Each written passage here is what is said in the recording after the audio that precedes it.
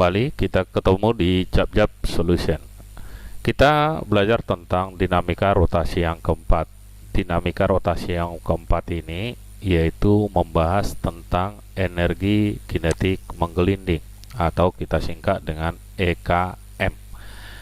Energi kinetik menggelinding ini biasanya adalah energi yang dimiliki benda akibat dua gerakan sekaligus, yaitu gerakan translasi dan gerakan rotasi. Sehingga energi kinetik menggelinding itu sama dengan energi kinetik rotasi ditambah energi kinetik translasi. Yang pertama, kita lihat energi kinetik rotasi. Itu sama dengan setengah momen inersia I dikali dengan omega kuadrat.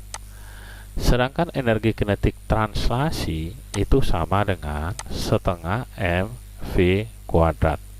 Jadi yang ini yang mau kita jumlahkan, energi kinetik rotasi ditambah dengan energi kinetik translasi.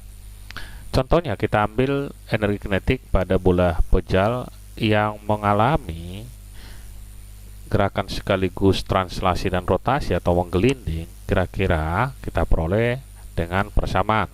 Energi kinetik menggelinding sama dengan setengah I omega kuadrat ditambah setengah mv kuadrat.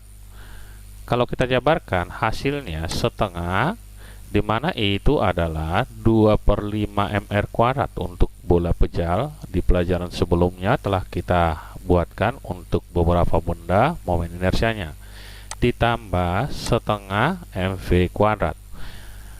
Dari sini bisa kita coret duanya, berarti hasilnya menjadi 1/5. Sedangkan R kuadrat omega kuadrat ini itu sama dengan V kuadrat, ya. Maka akan kita peroleh 1/5 M, yang ini jadi V kuadrat ya, ini ikut ya semuanya, ini V kuadrat ditambah setengah M V kuadrat.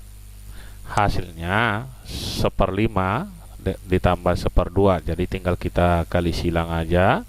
2 kali 1 dan 5 kali 1 dijumlahkan jadi 7, kemudian di bawah 2 kali 5 10, hasilnya 7/10 mv kuadrat. Oke, sebenarnya ada cara mudah untuk mencari energi kinetik menggelinding.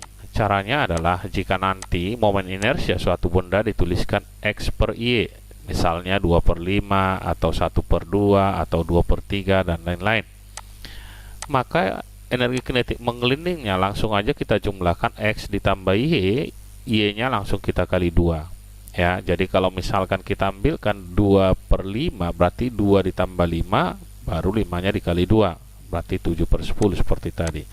Maka persamaannya, coba kalau kita ambilkan bola pejal yang tadi, dimana momen inersianya 2/5 mr kuadrat ya, X nya 2, Y nya 5, berarti hasilnya energi kinetik menggelindingnya menjadi 2 ditambah 5, 2 kali 5 ya, ini 2 dikali 5 M kali V kuadrat, hasilnya sama dengan 7/10 M V kuadrat. Cukup mudah ya. Oke, coba kita aplikasikan terhadap contoh soal 1. Dalam soal dikatakan sebuah silinder pejal nih menggelinding dari keadaan diam menuruni suatu bidang miring dengan ketinggian 1,2 meter. Maka kecepatan linear silinder di dasar bidang miring. Ya, kira-kira kalau kita lihatkan gambarnya seperti ini. Jadi ada tingginya kita katakan 1,2 meter. Kemudian ini bolanya dari atas ini menggelinding ke bawah. Nih, menggelinding. Ya, kira-kira nanti dia berada di sini. Yang pertama, karena dia adalah silinder pejal, maka momen inersianya adalah setengah mr kuadrat, atau di sini sudah diberitahu ya. Berarti hasilnya seperti rumus tadi ya, yaitu XY, X ditambah Y atau Y ditambah X, 2 ditambah 1 baru dikali 2 Y nya, berarti hasilnya 2 ditambah 1 per 2 kali 2 mv kuadrat, hasilnya sama dengan 3/4 mv kuadrat. maka berlaku hukum kealaan energi. Energi mekanik di atas sama dengan energi mekanik di bawah. Hanya di atas ini energi kinetiknya tidak perlu kita perhitungkan lagi, karena di sini mula-mula kecepatannya sama dengan 0. Jadi energi kinetiknya otomatis 0 yang ada di titik bawah. Tetapi di titik bawah ini tidak ada energi potensial karena dia sudah berada di tanah atau hanya sama dengan 0. Sehingga dapat kita buatkan energi kinetik menggelinding di bawah ini harus sama dengan energi potensial di titik tertinggi EP. Maka dapat kita tuliskan seperti ini. Energi kinetik menggelinding sama dengan energi potensial. Energi kinetik menggelinding 3/4 M kali V kuadrat. Sedangkan energi potensial kita tahu M kali G kali H. M nya kita coret. Hasilnya nilai V sama dengan, ini kita pindahkan, kita kali silang, berarti 4/3 itu V kuadrat. Pindahkan kuadratnya menjadi akar 4/3 GH. Hasilnya kita masukkan 4/3 G sama dengan 10 hanya 1,2. 1,2 kali 10 itu 12 dibagi 3 4. 4 kali 4 16. Akar dari 16 sama dengan 4 meter per sekon. Tentu jawabnya adalah yang C. Sangat mudah ya. Oke, kita lihat contoh yang kedua. Contoh soal yang kedua ini mirip dengan yang pertama tadi. Dalam soal dikatakan sebuah bola pejal menggelinding menaiki suatu bidang miring dengan kecepatan awal bola pejal saat akan menaiki bidang miring 20 meter per sekon.